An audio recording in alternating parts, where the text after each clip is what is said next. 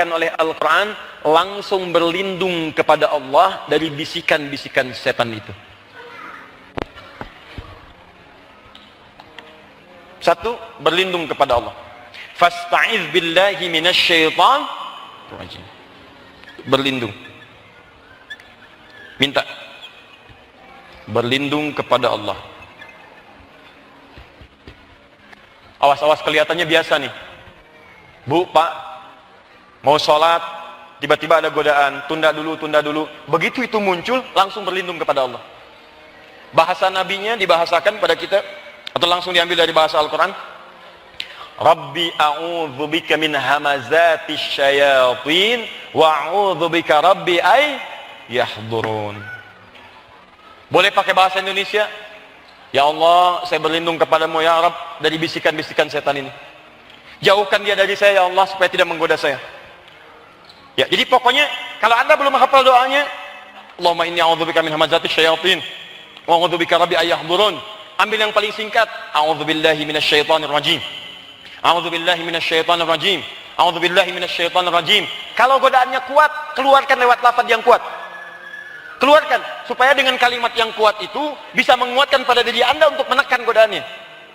Malam-malam mau tahajud misalnya, tiba-tiba ada godaan. Rabbi a'udzubika min hamazatis syayatin wa a'udzubika rabbi ay yahdurun. Kepanjangan, a'udzubillahi minasyaitonir rajim. A'udzubillahi minasyaitonir rajim. Semakin kuat, a'udzubillahi minasyaitonir rajim. Kalau Anda ingin dengan bahasa Anda boleh. Ya Allah, saya berlindung kepadamu ya Rabb dari setan yang menggoda ini. Ya Allah, jauhkan saya dari setan ini ya Allah. Jauhkan saya dari setan ini ya Allah. Setan, pergi kamu. Saya tidak akan taati kamu. Boleh dengan bahasa kita. Paham? Poinnya adalah segera berlindung kepada Allah Subhanahu wa taala. Suami di kantor saat digoda untuk mengerjakan proyek yang tidak baik, ya Allah, jauhkan saya dari setan ya Allah. A'udzubillahi minasyaitonir rajim. Awas, hati-hati. Pekerjaan diarahkan pada yang tidak baik, minta. Di rumah tangga ada godaan-godaan, pikiran yang tidak baik.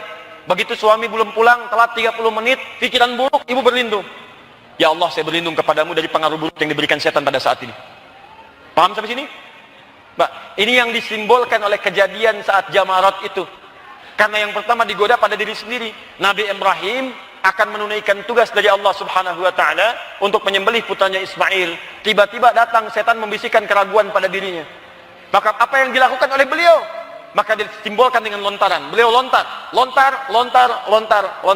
Lontar jumrah itu ketika dilontar yang pertama kali, kenapa menggunakan Aqabah? Aqabah itu pada mulanya adalah sesuatu yang sangat besar yang memengaruhi. Tidak ada yang memengaruhi pada diri manusia yang paling besar kecuali dirinya sendiri, nafsu.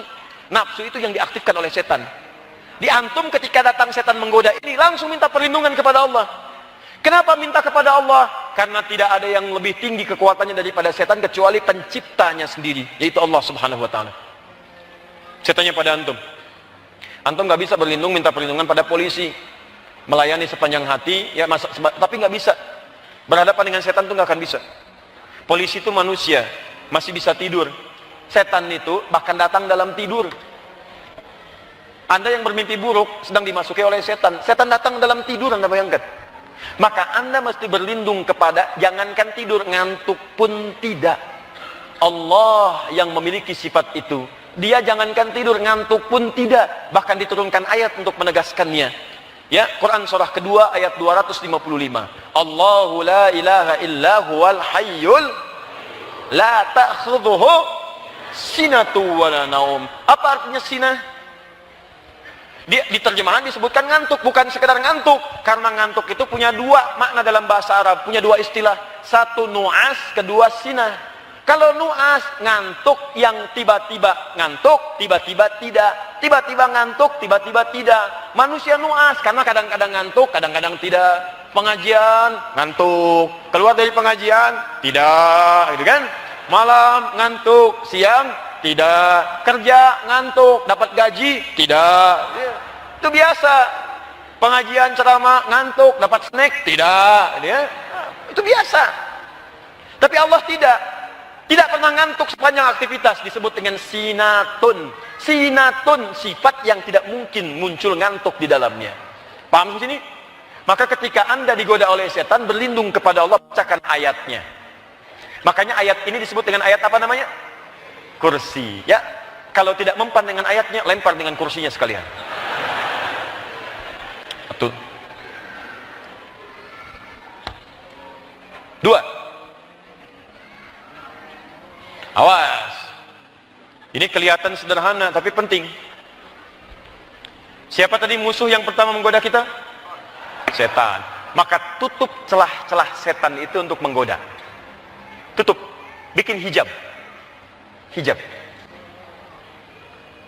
Ada satu amalan yang saat Anda kerjakan amalan ini, dia bisa membuat sekat antara Anda dengan setan. Ini rahasia. Saya bagi antara kita saja pagi ini. Amalan ini adalah interaksi dengan Al-Quran. فَإِذَا قَرَأْتَ الْقُرْآنَ جَعَلْنَا بَيْنَكَ وَبَيْنَ الَّذِينَ لَا يُؤْمِنُونَ بِالْآخِرَةِ حِجَابًا مَسْتُورًا. Al-Quran.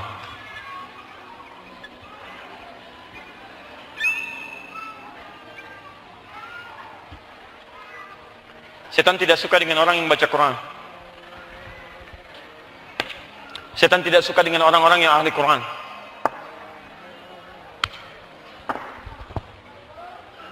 Tahan. Sudah?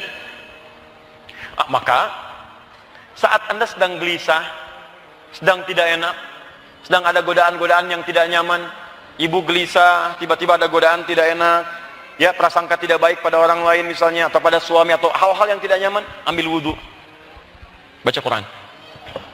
Baca Quran. Rajin Anda.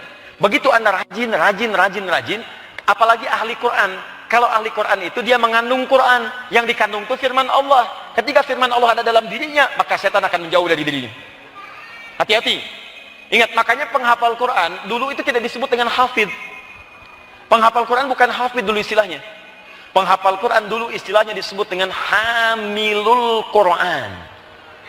Hafid asalnya yang hafal hadis 100.000 hadis dengan sanadnya disebut hafid.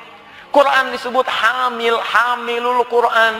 Hamil yang mengandung, ibu hamil, ibu mengandung. Orang yang mengandung akan menjaga kandungannya dari segala hal yang bisa menghambat kandungan. Makanannya akan dijaga, perbuatan yang buruk akan dijaga, yang melukai akan dijaga. Anda mengandung manusia aja Anda jaga. Maka ketika Anda mengandung firman Allah, Allah yang berfirman yang akan menjaganya. Makanya orang-orang yang hafal Quran, kalau dia benar hafalannya, benar cara menghafalnya, maka otomatis Quran itu akan membimbing ia selalu dalam ada kebaikan. Selalu dalam kebaikan. Buka Quran surah ke-35 ayat 32. Paling kiri agak sedikit ke atas. Ada 3 jenis ahli Quran. Wa minhum zalimun li nafsi, yang thumma awrasnal kitab alladzina astafaina min ibadina faminhum zalimun li nafsi. Ada penghafal Quran zalim pada dirinya. Ada. 2, wa minhum muqtasid, ada paket hemat, belum bisa ngajak pada kebaikan. Tapi yang berhasil, tolong ya, saya dengar tadi di Soreang sudah banyak pesantren tahfidz, banyak rumah Quran, banyak penghafal Quran. Ukuran benar tidaknya menghafal Qurannya, ukurannya sabiqum bil khairati biiznillah. Orang kalau hafalan Qurannya benar, maka otomatis Quran itu akan merambat pada tubuhnya, membimbing dia untuk mengerjakan banyak kebaikan. Setan punya hijab kita dengannya, tutup. Gak bisa tembus. Amalan kedua.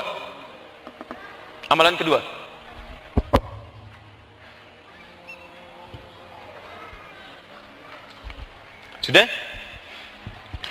Orang yang mencoba menjadi ikhlas.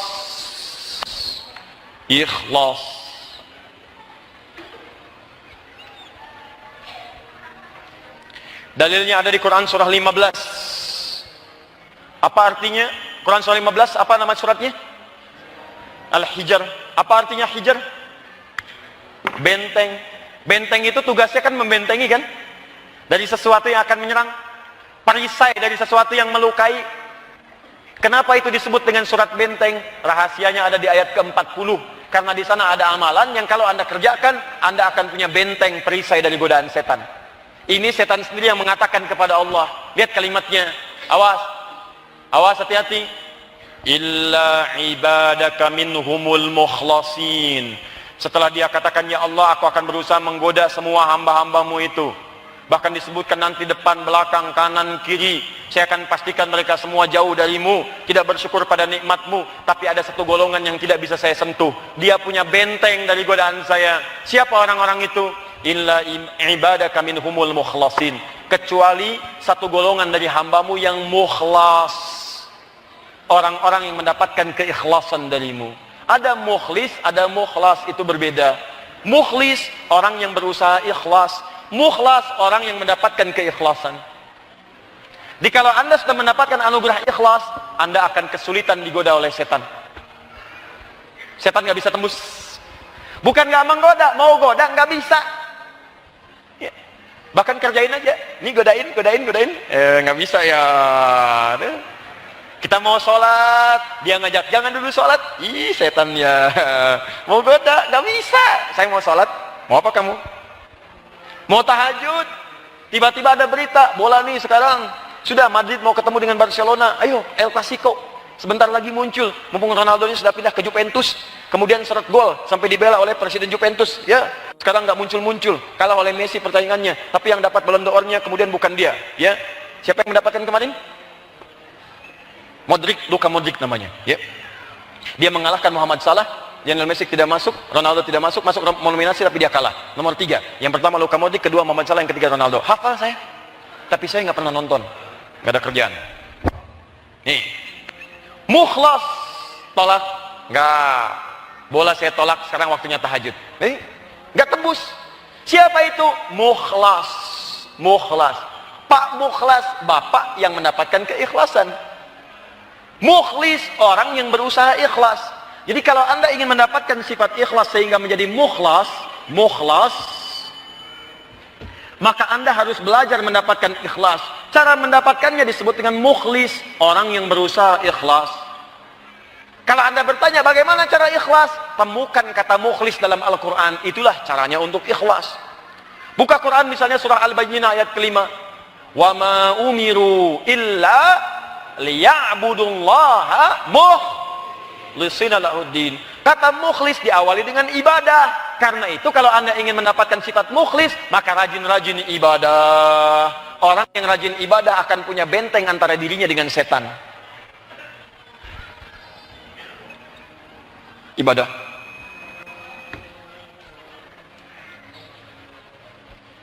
Awas, hati-hati. Makanya ayat ibadah seringkali dilekatkan dengan keikhlasan. Siapa tujuannya? Allah. Buka Quran surah ke-51 ayat 56. Wa ma khalaqtul jinna wal insa illa, antum tuh sering wakaf liya'budun. Kalau antum wasolkan harakatnya kasrah, bukan ya'buduna tapi ya'buduni. Liya'buduni. I-nya ke siapa? Di situ ada huruf ya yang mahdhuf. Ya-nya menunjuk kepada Allah, menyembah hanya kepada Allah saja. Karena itu setiap kalimat ikhlas seringkali melekat dengan aspek ketuhanan. Turun surah Al-Ikhlas, hal pertama kali yang disebutkan dalam surahnya menunjuk kepada aspek ketuhanan. Qul huwallahu. Lihat, ibadah hanya ditujukan kepada siapa? Allah. Sekarang kalau Anda bertanya, ya Allah, kami ingin ikhlas, bagaimana caranya? Mukhlis. Bagaimana jadi mukhlis? Ibadah. Kepada siapa ibadahnya? Kepada Allah. Bagaimana caranya? Ibadah pertama yang saya kerjakan supaya dekat denganmu ya Allah, supaya saya jadi ikhlas, temukan kata ibadah yang bersanding dengan prakteknya, yang terkait dengan nama Allah. Di antaranya ada di Quran surah ke-20 Toha ayat ke-14. Allah memberikan bocoran, langsung disebutkan Allahnya, langsung disebutkan ibadahnya, dan langsung disebutkan jenis ibadahnya. Innani anallah, Allah. La ilaha illa ana, tidak ada Tuhan selain saya, Allahnya. Fa'budni, sembah saya, ibadah. Bagaimana cara ibadahnya? Teruskan ayatnya. Wa aqimis sholata li dzikri, salat. Salat li dzikri. Salat zikir. Turunkan sini. Ibadahnya salat sebagai zikir kepada Allah. Zikrullah. Fokus. Lihat sini. Kalau kita buat sebuah persamaan, Cara untuk tidak digoda setan, mendapatkan keikhlasan. Orang yang sudah dapat ini disebut mukhlas. Latihannya yang disebutnya namanya mukhlis. Mukhlis bagaimana mendapatkannya? Dengan ibadah. Ibadahnya kepada siapa? Kepada Allah. Latihannya bagaimana? Sholat. Jadi sebetulnya saat kita tiap hari diminta sholat, Allah sayang dengan kita supaya ingin membuat benteng antara kita dengan setan. Di saat antum diminta sholat, itu diberi benteng antara antum dengan setan. Makanya orang-orang yang tidak pernah sholat seringkali kesetanan. Ya. Melekat sifat pada dirinya. Lihat baik-baik teman-teman sekalian. Ketika diminta sholat, sudah subuh, duhur ada sholat lagi. Kenapa? Karena waktu subuh dijaga dari setan. Lepas subuh, setan muncul lagi. Duhur ke asar ada sholat lagi. Asar ke maghrib ada sholat lagi. Maghrib ke isya ada sholat lagi. Kenapa diminta sholat 5 waktu? Sayang Allah kepada kita, sangat sayang. Di antara fungsinya menjaga diri kita dari setan, dijaga jadi benteng. Makanya sholat didahului dengan azan. Panggilan azan itu panggilan yang sangat tidak disukai oleh setan. Sangat tidak disukai. Silakan baca hadis-hadisnya. Idza udzina, kalau azan dikumandangkan, faqara syaitanu alaihi duratun, maka setan akan lari terkencing-kencing, terbirit-birit. Kalau perlu, kalau azan ada baunya, maka dia akan tutup kemudian hidungnya, lari. Makanya jangan heran kalau azan berkumandang, orang paling buruk pun sifatnya akan sadar dengan panggilan sholat. Pencuri pun akan berhenti beraksi dulu. Begitu akan mencuri motor, terdengar azan, Allahu Akbar, Allahu Akbar. Woi, azan, kehula. Oh, kehula. Azan. Faqala syaitan, karena setannya pergi. Fa idza tuwiba fa'ada. Maka kalau kemudian azannya berhenti, datang lagi setan menggoda. Datang tuh. Anda bayangkan. Makanya kalau sholat kita benar, itu ada benteng dalam diri kita. Minimal benteng mencegah setan, maaf sekali lagi, minimal memiliki benteng untuk mencegah setan memengaruhi kita berbuat keburukan. Makanya turun ayat tadi, innas sholata tanha anil fahsya. Tuh.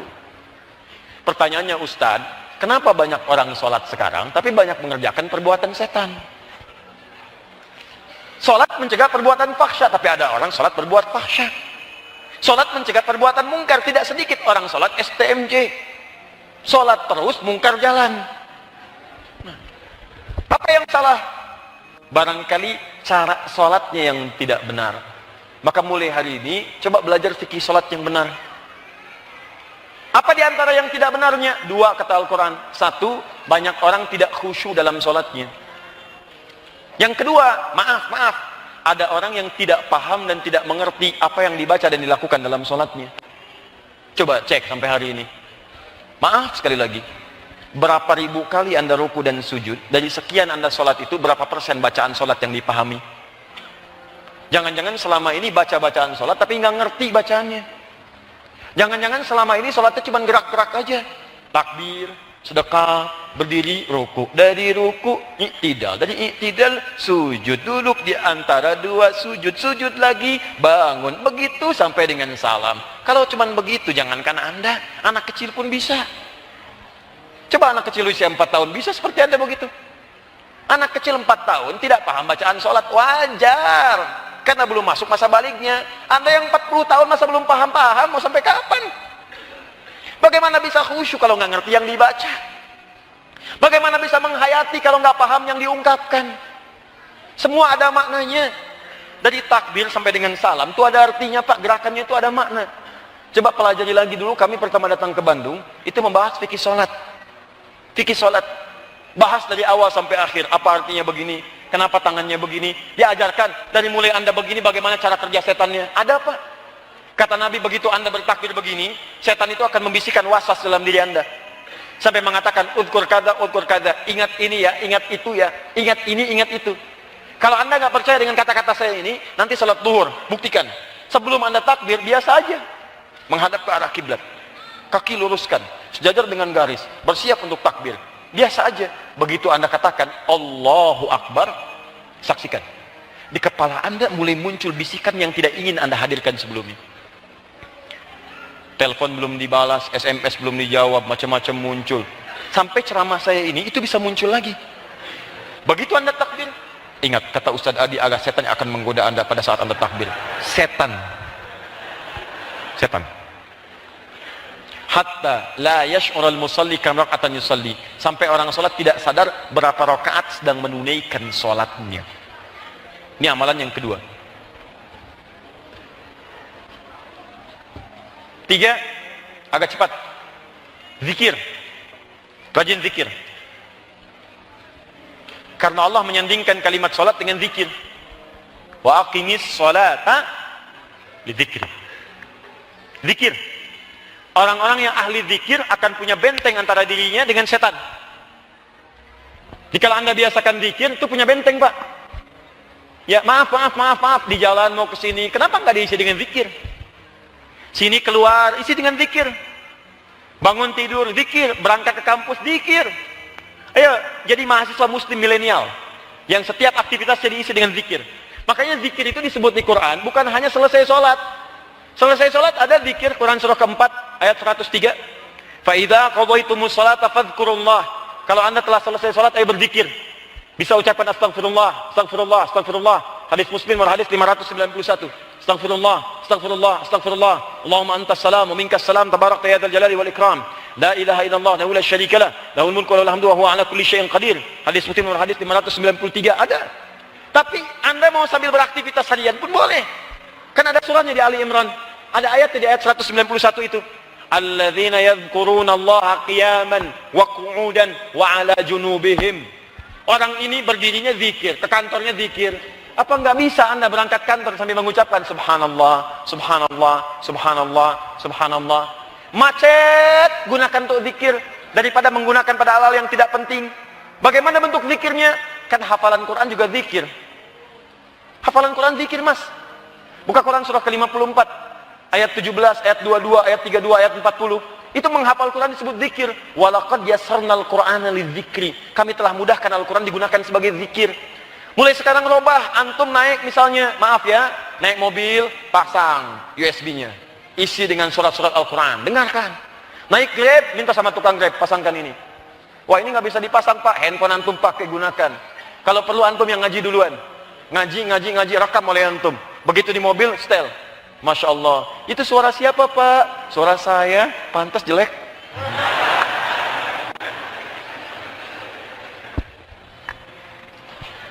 Dengan yang jelek inilah aku akan mempercepat lariku ke surga. Catat tuh. Ya. Kadang-kadang butuh kalimat indah untuk menyampaikan nilai-nilai kedekatan. Ya. Antum juga begitu. Suami mau berangkat, istri tanya, "Papa hari ini kemana?" "Ke hatimu." Enak lah pokoknya. Ayo.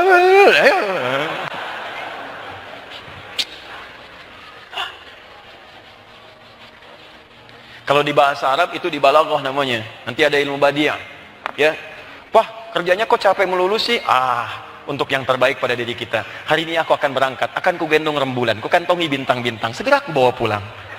Misalnya. Dah. Halo, paham? Ya. Zikir. Jadi zikir itu diantaranya tadi ya, kalimat-kalimat thayyibah, isi. Jadi kalau antum ada isinya, maka setan tidak akan menemukan celah yang kosong. Salam itu zikir. Memperbanyak salam, kata Nabi, absus salam itu zikir. Ya.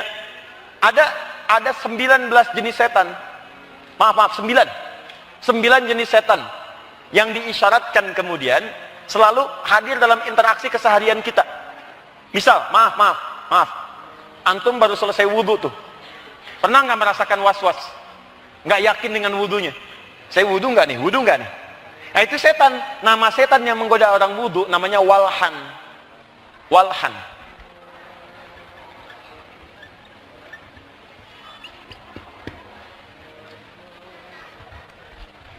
Antum pernah nggak di rumah tiba-tiba keluar kamar merasakan hal yang nggak enak malam-malam? Padahal pagi-pagi biasa kan Bu? Ibu ke dapur, ke ruang makan. Tiba-tiba malam begitu mau keluar tahajud, perasaan udah gak enak. Awas hati-hati, begitu bangun, di meja makan, awas. Jubahnya putih, belakangnya bolong, rambutnya panjang, minta sate 200 tusuk. Hati-hati. Awas. Tuh, mulai gelisah. Ada yang begitu. Begitu masuk ke rumah, udah lama ditinggal, tiba-tiba kosong. Ruangan nggak pernah dipakai, tiba-tiba dibuka, nggak enak perasaan. Ada begitu? Ada setan rumah, namanya dasim. Dasim. Perempuannya dasimah. Muslim perempuannya, mukmin perempuannya, soim perempuannya. Tuh. Dasim perempuannya. Tuh. Anda ke kamar mandi kan berlindung dari setan laki-laki dan perempuan. Ya kan? Dasim itu setan rumah. Begitu Anda masuk rumah, kata Nabi biasakan berzikir. Zikirnya apa? Ucapkan Assalamualaikum. Ingat, ada orang, nggak ada orang ucapkan. Jangankan masuk rumah, kamar-kamar Anda, begitu masuk, biasakan aja. Kami nginap di hotel, masuk, ucapkan Assalamualaikum. Di rumah ucapkan Assalamualaikum. Biasakan, begitu Anda masuk, ucapkan Assalamualaikum. Hadisnya jelas. Setan itu akan berkata pada kawannya.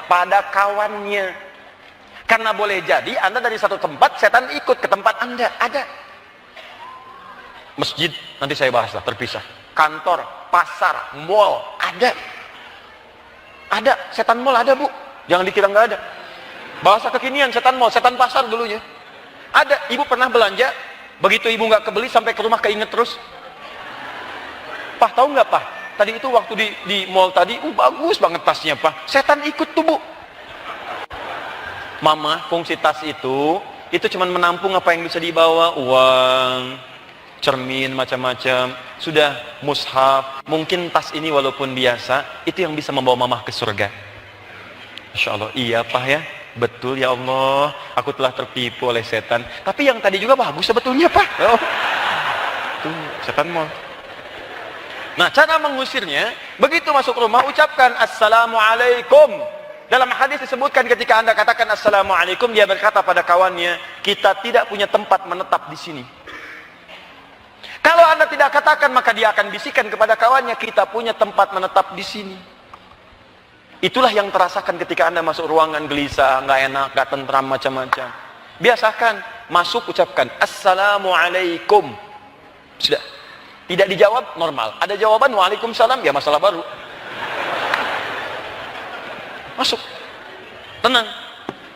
Biasakan. Saya anak-anak kecil, anak-anak saya ajarkan dari kecil tuh. Nah, saya yang pertama, sekarang 5 tahun, dari 3 tahun saya ajarin. Kakak masuk kamar, ucapkan Assalamualaikum ya. Assalamualaikum. Kenapa bu ya? Ada setan kamar, namanya dasim. Kalau kakak nggak ucapkan, nanti ganggu. Dia langsung praktekkan Pak. Dia masuk kamar, Assalamualaikum dasim. Oh, disebut langsung. Baru satu itu. Banyak anak-anak. Terus di kamar tuh isi dengan zikir. Yuk kita berbagi ya, kita berbagi. Saya coba praktekkan, suasananya enak. Enak di rumah itu, tentram. Mulai sekarang, coba cari speaker aktif. Pasangkan USB, isinya Quran aja. Gak apa-apa, dia muter 24 jam. 24 jam. Misal di kamar antum, pasang. Atau di desain rumahnya pakai speaker di atasnya. Masukkan di ruang kontrolnya, masukkan Quran. Ini masuk ke kamar, kemana. Itu enak Pak, gak percaya silahkan coba. Coba, tenang. Di suasana rumahnya lebih enak. Dan ketika Anda akan berbuat yang salah pun, Anda malu terhadap bacaan Qurannya. Begitu senang dengan Quran, nonton tayangannya nggak bagus, malu dengan suara Quran. Begitu berbuat yang tidak baik, Anda dengan suara Quran malu. Dan hebatnya, Anda terjaga, punya benteng dari setan, saat yang bersamaan memudahkan Anda untuk menghafal Quran. Saya beri rahasia untuk para orang tua yang mendambakan anaknya di penghafal Quran. Ini rahasia. Di sini. Bu, kalau baru lahiran, Pak, dan anak itu disiapkan jadi penghafal Quran, saya sarankan putarkan di tempat anak itu beristirahat atau beraktivitas Quran. Formulanya begini, formulanya. Siapkan 1 juz. Jangan semua diputar 30 juz. Ingat, jangan diputar. Siapkan 1 juz, misal setiap bulan. Misal bulan pertama dia lahir, putarkan juz pertama, misal Al-Baqarah ayat 1 sampai 141 misal. Selama sebulan. Masuk bulan kedua, usia bayinya 2 bulan, putarkan juz kedua. Al-Baqarah 142 sampai dengan 253. Putarkan. Masuk usia 3 bulan, juz ketiga. Teruskan, terus.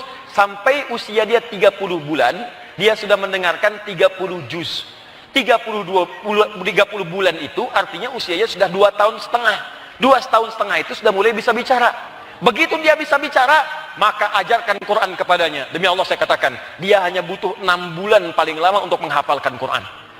Setelah 3 tahun, dia akan jadi penghafal Quran. Nggak percaya silahkan coba. Ada anak-anak usia di bawah 5 tahun, perdengarkan aja, perdengarkan. Kami coba Pak, dan saya sering kali menangis. Terakhir kemarin, anak kami yang paling kecil itu, tidur dia malam-malam, udah tidur. Malam tidur, saya datang setelah selesai berdakwah, pulang ke rumah, datang saya malam, tiba-tiba masuk kamar, istri saya meminta saya diam sejenak, menunjuk kepada anak kami yang paling kecil. Itu matanya tidur, lisannya mengikuti irama speaker aktif. Nyambung ternyata, ini sedang doa khatam Quran. Allahumma arhamni bil Quran, Allahumma arhamni bil Quran, terus itu lisannya mengikuti. Allahumma arhamni bil Quran, waj'alhu li, terus dan seterusnya sampai dengan ujungnya. Imaman wa nura, dan seterusnya sampai ujungnya. Itu diikuti oleh lisannya sedangkan dia tidur. Anda nggak percaya silahkan, anak Anda istirahat, putarkan terus, tapi terukur, jangan diacak. Kalau diacak nanti hafalannya agak tidak sempurna. Kadang-kadang dia dibacakan juz amma, tiba-tiba keluar di lisannya alif lam mim, keluar di lisannya al-a'raf, bisa muncul. Atur dia dari awal secara per juz,